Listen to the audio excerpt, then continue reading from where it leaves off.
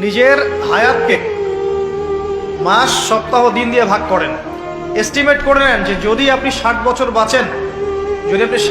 বাঁচেন, তাহলে কত বছর চলে গেছে আর কত বছর আছে, কত দিন আছে। এই দিনগুলো কিভাবে কাটালে আপনি সেই কাঙ্ক্ষিত লক্ষ্যে পৌঁছাতে পারবেন, এটা হিসাব করেন, নিজেকে চিন্তা করেন। একটু দাঁড়ান, থামেন।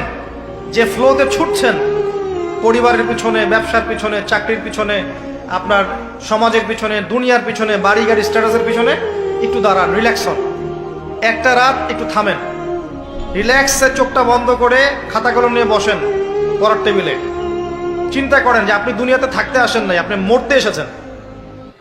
দুনিয়াতে আপনি থাকতে আসেননি, দুনিয়াতে আপনি মরতে এসেছেন। এবং সময় লিমিটেড, আপনি জানেন না কতটুকু।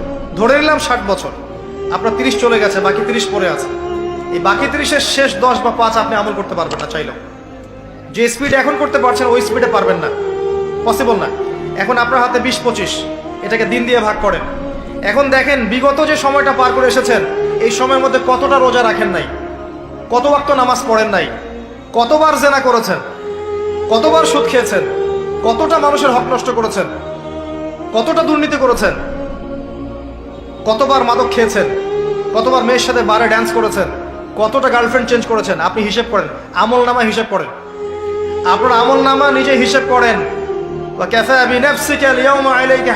দিন আসার আগেই হিসেব করে ফেলেন। আল্লাহ পাক কিয়ামতের মাঠে উঠানোর পরে আমল নামা ছুড়ে দিয়ে বলবেন, ইকরা কিতাবাক, পড়ো তোমার বই।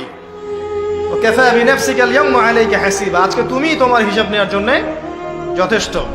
সময়, এই সময়টুকু মূল্যায়ন করেন।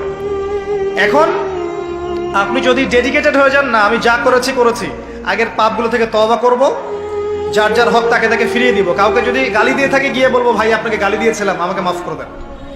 কারো যদি সম্পত্তি আত্মসাৎ করে থাকে, ফিরিয়ে দিয়ে বলবো যে তোমার সম্পত্তি নিয়ে নাও, যা নেওয়ার দুনিয়ায় নিয়ে নাও, পরকালে আমার জন্য দাবি রেখো না। সুদ খেয়ে থাকেন, এখনই ছেড়ে দেন। সবজি বিক্রি করে খান, তাও সুদি ব্যাংকে চাকরি করেন না। সবজি বিক্রি করে খান, তাও সুদি ব্যাংকে চাকরি করেন না। মাদক খেয়েছেন, তওবা করেন। তিরাতে খাবাল পান করানোর আগেই তওবা করে ফিরে আসেন। রোজা রাখেন নাই, হিসেব করেন কতগুলো রোজা রাখেন নাই, চেষ্টা করেন আদায় করে দেওয়ার জন্য, চেষ্টা করেন। হ্যাঁ, খালেস তওবা করলে আল্লাহ হয়তো এমনি মাফ করে দিবেন, বরং আল্লাহ গুনাহকে নেকি দিয়ে পরিবর্তন করে দিবেন, এমনটা আল্লাহ পাক ওয়াদা করেছে। লালসাময় একটা জীবন, লোভ, মরিচিকা, মায়াজাল। এই মায়াজালে আমরা আটকে আছি, ফলে মৃত্যুর কথা আমরা ভুলে গিয়েছি। পাগলের মতো ছুটছি, আরো টাকা লাগবে, আরো খ্যাতি লাগবে, আরো যশ লাগবে, আরো দাপট লাগবে। আমার এত টাকা দিয়ে কি হবে, এত সম্পদ দিয়ে কি হবে, এত ব্যস্ততা দিয়ে কি হবে তোমার? স্টপ, থামুন, অনেক হয়েছে, আন্না থামুন।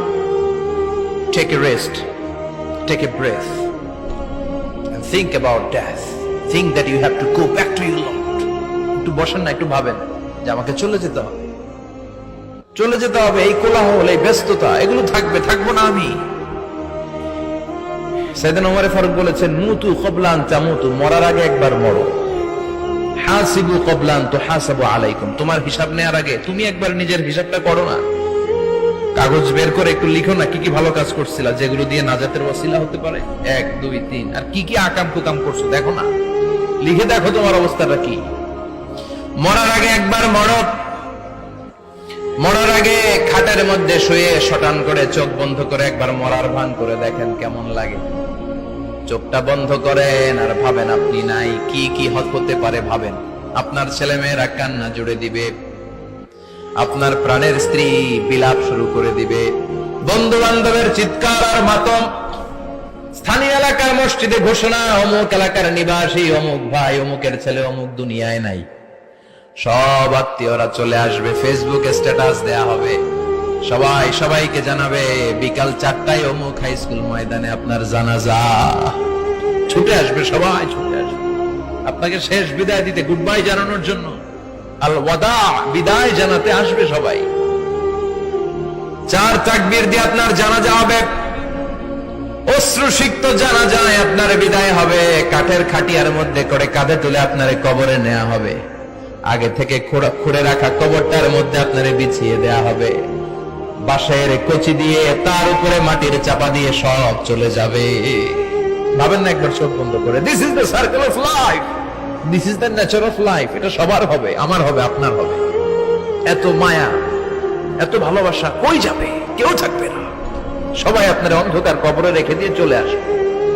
উপরে বাঁশের কঞ্চি, তার উপরে মাটির চাপা, অন্ধকার আর অন্ধকার। এই অন্ধকার যেন শেষ হতে চায় না, শুধুই অন্ধকার, ঠিক কিনা? এজন্য আমাদের চলে যেতে হবে। দাদা গেল, চাচা গেল, মামা গেল, আমাদেরকেও যেতে হবে। জোরে কোন ঠিক কিনা? একদিন মাটির ভেতরে হবে ঘরে মন আমার, কেন বন্ধ দালান ঘর? প্রাণ পাখি উড়ে যাবে পিঞ্জর ছেড়ে,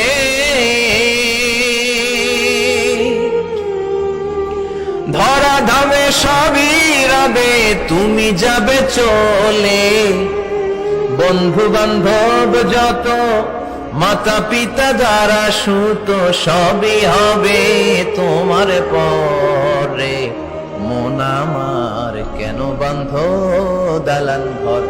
একদিন মাটির ভেতরে হবে ঘরে মন আমার, কেন বান্ধ দালান ঘর? ঠিক কিনা?